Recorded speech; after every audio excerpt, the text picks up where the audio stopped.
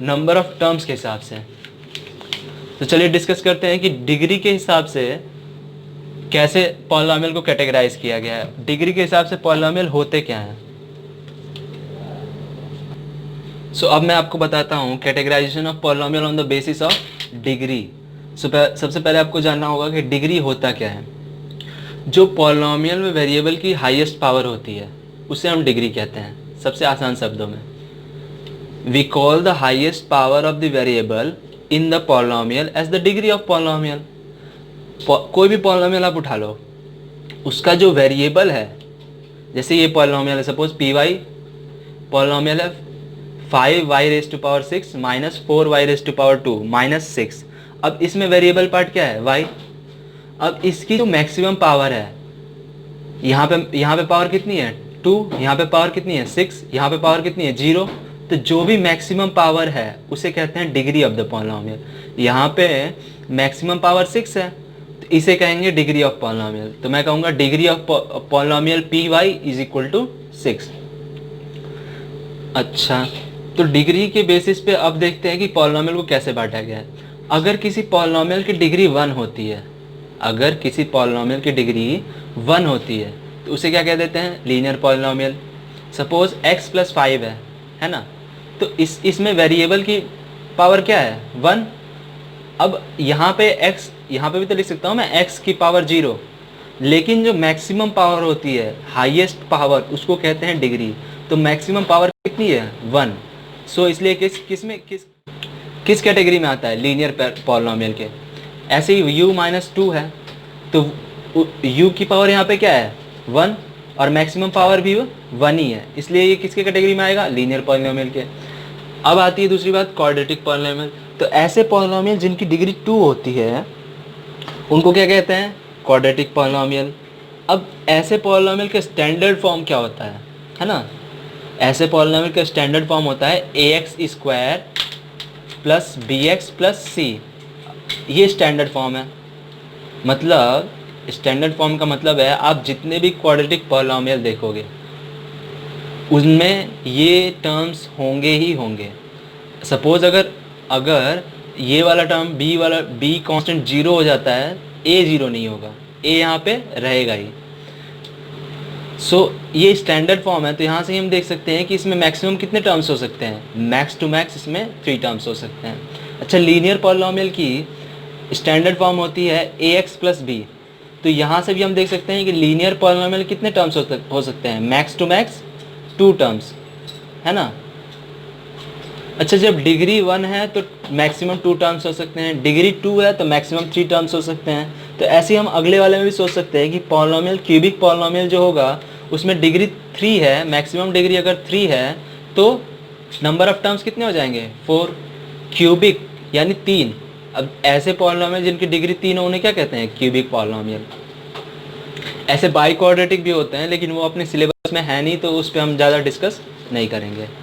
तो चलिए मैं आपको क्वेश्चंस बताता हूँ। Right the degree of each of the following polynomial. ये पॉलिनॉमियल है, इसमें वेरिएबल पार्ट क्या है x, डिग्री क्या होती है हाईएस्ट पावर। तो यहाँ पे पावर क्या है x की पावर 1, x की पावर 2, x की पावर 3। तो हाईएस्ट पावर कितनी हो गई 3। सो डिग्री कितनी हो जाएगी इसकी 3। इस वाले में वेरिएबल क्या है y। अब वेरिएबल की हाईएस्ट पावर यहाँ पे क्या है 2, तो degree is equal to 2। Similarly ये जो पॉलिनॉमियल है इसमें वेरिएबल क्या है t। अब t की मैक्सिमम पावर क्या है यहाँ पे 1। सो यहाँ पे डिग्री कैसी हो गई 1। अच्छा, ये एक कांस्टेंट पॉलिनॉमियल है। कांस्टेंट पॉलिनॉमियल को मैं ऐसे भी तो लिख सकता हूँ x⁻0। इसका मतलब क्या है, मल्टीप्लाइड बाई 3 मल्टीप्लाइड बाई 1, है ना। तो यहाँ पे इसकी डिग्री क्या हो गई 0। तो ध्यान रखना है गाइस, कांस्टेंट पॉलिनॉमियल की जो डिग्री होती है वो 0 होती है।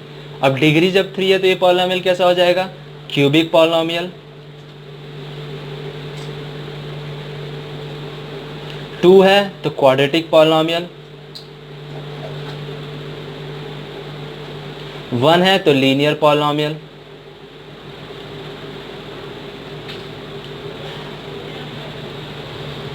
है ना। और जब 0 है तो कैसा पॉलिनॉमियल हो जाएगा, कांस्टेंट।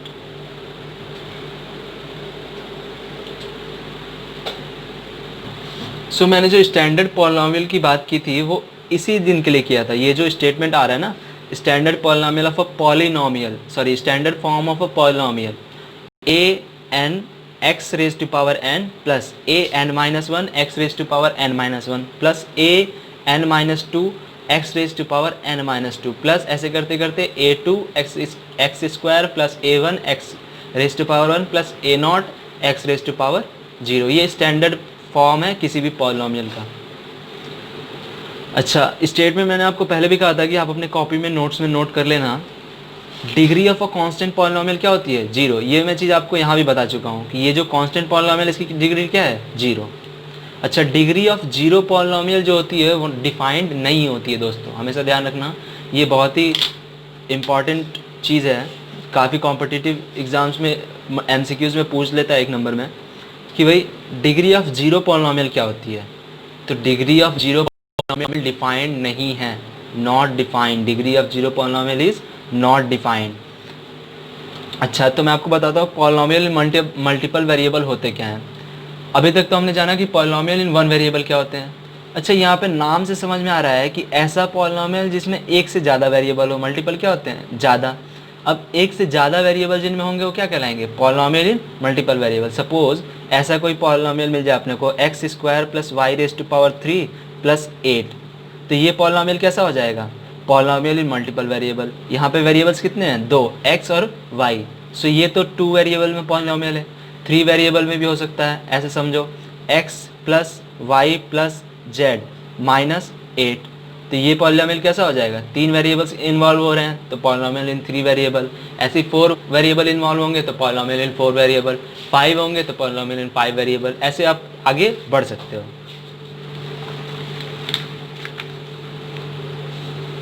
सो क्वेश्चन है, give an example each of a binomial. Binomial बताना है जिसकी डिग्री कितनी होनी चाहिए? 35। बाइनोमियल भी हो और डिग्री 35 भी होनी चाहिए। बाइनोमियल का मतलब क्या होता है? दो टर्म्स, डिग्री उसकी कितनी होनी चाहिए? 35, यानी मैक्स टू मैक्स जो पावर होनी चाहिए 35। तो चलो मैं एक पॉलिनोमियल लिख लेता हूँ, x raise to power 2 plus x raise to power 35।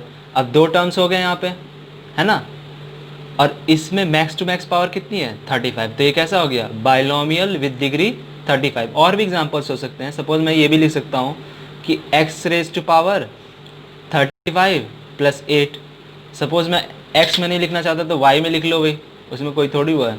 Y raise to power 35 minus 7/2, तो ये भी तो एक बाइनोमियल है जिसकी डिग्री कितनी है? 35। दूसरा कह रहा है अ मोनोमियल ऑफ डिग्री 100। इसमें भी मोनोमियल का मतलब क्या होता है? वन टर्म, और डिग्री का मतलब हाईएस्ट पावर 100।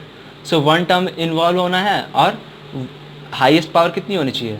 100। तो मैं इसको ऐसे लिखता हूँ वाई रेज टू पावर 100, या फिर minus 1/8 z raise to power 100, है ना। तो एक सिंगल टर्म है जिसकी मैक्स टू मैक्स पावर कितनी है? 100।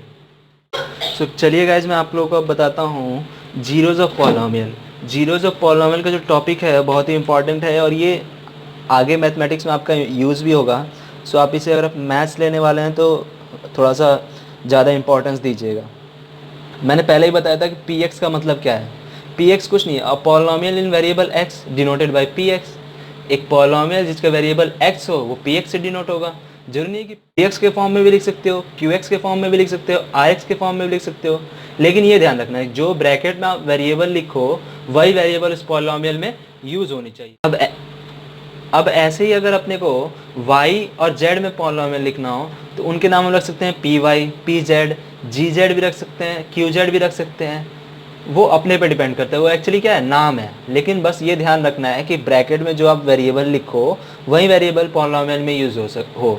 सपोज आपने ऐसे कर दिया कि P x is equal to y square plus 2, तो भाई यहाँ पे x यूज़ हो रहा है लेकिन यहाँ पे क्या है? y वेरिएबल यूज़ हो रहा है। सो ऐसे आपको नहीं करना है, जो वेरिएबल यूज़ हो रहा है उसकी टर्म में आप लिखो ना। अच्छा, दूसरी चीज़ मैं आपको एक और ये भी बता दूं कि भाई अगर मैं कोई पॉलिनोमियल देता हूँ, suppose P x is equal to x plus 2 देता हूँ।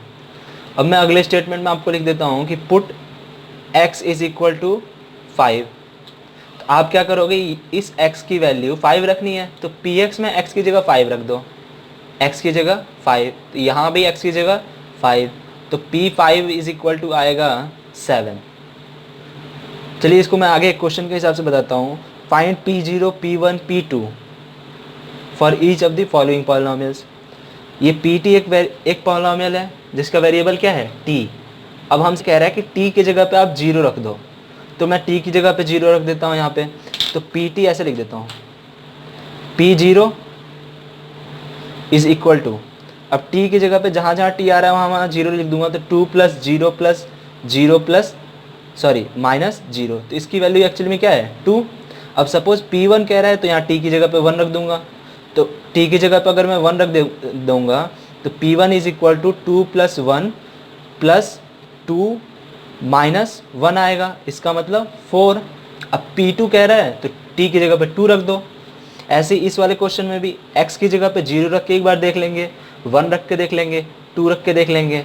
चलो मैं 2 रख के इसमें दिखा देता हूँ, P2 की वैल्यू निकाल के दिखा देता हूँ 2, तो मैं रख दूंगा 2 माइनस 1 फिर 2 प्लस 1, 2 माइनस 1 1 और 2 प्लस 1 3, तो 1 इंटू 3 यानी 3। सो जीरोज ऑफ पॉलिनोमियल होता क्या है, एक ऐसा कांस्टेंट सपोज c जिसको उस पॉलिनोमियल में पुट करने पे उस पॉलिनोमियल की वैल्यू 0 आ जाए। A zero of a polynomial px, कोई पॉलिनोमियल px है, उसका 0 वो कांस्टेंट होता है जो उसमें रख देने पे पॉलिनोमियल की वैल्यू 0 कर दें। सपोज एक पॉलिनोमियल मैंने ले लिया px is equal to x minus 9। मैं तुमसे पूछूं कि इस पॉलिनोमियल की 0 बताओ, तो मैं x की वैल्यू ऐसी कोई कांस्टेंट रख दूंगा ताकि ये जो x माइनस 9 है, ये जो पॉलिनोमियल है 0 हो जाए। तो आप ऐसे भी सोच सकते हो कि इसको मुझे 0 करना है, तो x की जगह पे अगर मैं 9 रख दूँ तो 0 हो जाएगा। तो P9 is equal to 9 minus 9 यानी 0। अब ये पॉलिनोमियल क्या हो गया 0, किस पे 9 पे, तो 9 इस पॉलिनोमियल का क्या हो जाएगा 0। जीरोज ऑफ पॉलिनोमियल क्या हो जाएंगे इसके 9। अब जरूरी नहीं है कि एक ही 0 होगा, वो डिपेंड करता है। अगर लीनियर पॉलिनोमियल है तो एक 0, क्वाड्रेटिक पॉलिनोमियल है तो मैक्सिमम 2 0। मैक्सिमम कह रहा हूँ गाइस, ध्यान रखना, मैक्सिमम, जरूरी नहीं है कि हर बार 2 मिले, एक भी हो सकता है। Max to max 2 zeros, linear में 1, क्वाड्रेटिक में मैक्स टू मैक्स 2 और क्यूबिक में मैक्स टू मैक्स 3। इससे कम भी हो सकते हैं, क्वाड्रेटिक में 1 भी हो सकता है, पॉलिनोमियल भी हो 3, क्यूबिक में 2 भी हो सकते हैं जीरोज, 1 भी हो सकते हैं जीरोज। एक बार और क्लियर कर दूं कि ऐसे कांस्टेंट जिनको उस पॉलिनोमियल में पुट करने पे वो पॉलिनोमियल किसके बराबर हो जाए 0 के बराबर। सो ये आप स्टेटमेंट नोट कर लीजिए कि a non zero polynomial constant का कोई 0 नहीं होता है। सपोज इसको मैं एक एग्जांपल के थ्रू आपको समझा देता हूँ। सपोज एक पॉलिनोमियल है px इज इक्वल टू -4, है ना, तो ये नॉन जीरो पॉलिनोमियल कांस्टेंट है। अब मैं x की वैल्यू कुछ भी रख लूँ, कोई भी कांस्टेंट रख लूँ, सपोज मैं -1 रख लेता हूँ, तो क्या ये इसकी वैल्यू चेंज होगी, वो तो -4 ही रहेगी। कोई भी वैल्यू रख लूँगा मैं x की, तो ये राइट RHS में तो वैल्यू चेंज होगी नहीं, यानी हमारे पॉलिनोमियल कभी 0 होगा ही नहीं। So non zero constant polynomial जितने भी हैं उनके कोई 0 नहीं होते हैं, नो जीरोज। और जो जीरो पॉलिनोमियल होते हैं, दूसरा स्टेटमेंट है कि जो जीरो पॉलिनोमियल होते हैं उनका बाई कन्वेंशन सारे रियल नंबर ही 0 होते हैं। ऐसा समझो कि एक पॉलिनोमियल है py इज इक्वल टू 0, ये क्या है 0 पॉलिनोमियल। अब मैं कह रहा हूँ कि y की वैल्यू आप कुछ भी रख लो, कोई भी कांस्टेंट रखोगे 2, 3, 4, 5, तो वैल्यू क्या आएगी 0। तो बाय डेफिनेशन हमने क्या पढ़ा है कि ऐसी वैल्यू जो इस पॉलिनोमियल में रखने पे 0 आ जाए वो क्या होती है 0 ऑफ पॉलिनोमियल। सो यहाँ y की वैल्यू मैं कुछ भी रख देता हूँ, सपोज 1, 2, 3, 4, 5 कुछ भी, तो ये वैल्यू क्या दे रहा है 0, यानी इसके कितने 0 होंगे एवरी रियल नंबर, कुछ भी वैल्यू रख दो इसके 0 ही होंगे। तो बाई कन्वेंशन आप ध्यान रखना, every real number is 0 of 0 polynomial.